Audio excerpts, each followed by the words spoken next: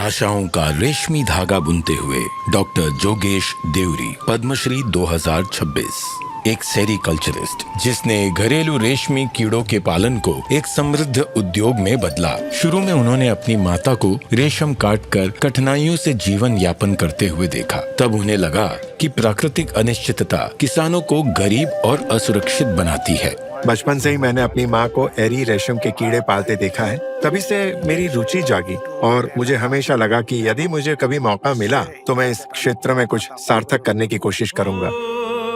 उन्होंने इसे बदलने की ठानी। एक एक कदम बढ़ाते हुए कठोर, कम देखभाल और अधिक उपज वाले एरी रेशम कीट को बढ़ावा दिया। पर एक बाधा बनी रही, केसरू और अरंडी के पत्ते की मौसमी उपलब्धता। डॉक्टर देवरी ने टैपियोका के पत्तों का विकल्प अपनाया, जिससे साल भर उत्पादन सुनिश्चित हुआ। वे मूलभूत खेती पर ही नहीं रुके। उन्होंने हस्तचालित चरखों को मैकेनिकल मशीनों से बदला और कोकराझार में इंटीग्रेटेड बोडोलैंड सिल्क पार्क की स्थापना द्वारा आधुनिक मशीनों को बढ़ावा दिया। किसानों और युवकों को प्रशिक्षित करके बड़े पैमाने पर उत्पादन को बढ़ाया।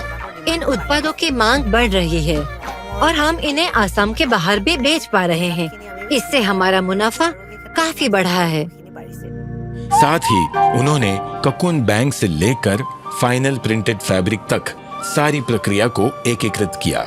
इससे शोषणकारी बिचौलिए बाहर हुए और कारीगरों तक सीधे लाभ पहुंचने लगा। उनके प्रयासों से 1600 गांवों में एक मौन क्रांति जागी। महिलाएं प्राथमिक निर्णयकर्ता और वित्तीय नेतृत्वकर्ता के रूप में सशक्त हुई।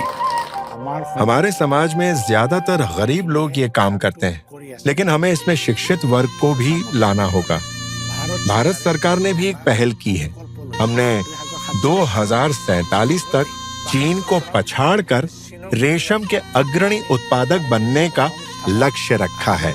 मानस राष्ट्रीय उद्यान के पास उन्होंने एक जंगली मूंगा अभयारण्य स्थापित करके साबित किया कि परंपरा और प्रकृति साथ साथ फल फूल सकती है। मैं ये स्पष्ट कहना चाहता हूँ, अगर कल मूंगा खत्म हो जाए तो हमें आर्थिक नुकसान तो होगा ही, हम बीहू भी नहीं मना पाएंगे। अगर हम एरी और मूंगा खो देते हैं तो हम अपनी सांस्कृतिक पहचान का एक हिस्सा खो देंगे।